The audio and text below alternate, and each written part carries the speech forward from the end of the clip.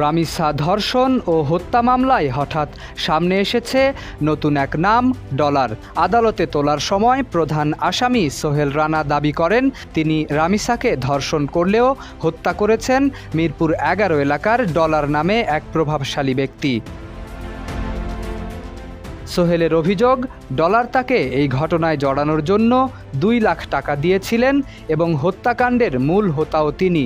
একই সঙ্গে মামলার আরেক আসামি ও তার স্ত্রী স্বপ্না আক্তারকে নির্দোষ বলেও দাবি করেন সোহেল।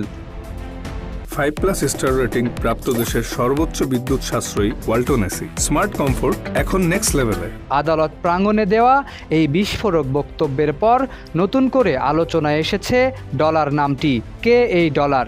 আদৌ কি তিনি এই ঘটনার সঙ্গে জড়িত, নাকি দায় এড়াতে নতুন কৌশল নিয়েছেন প্রধান আসামি?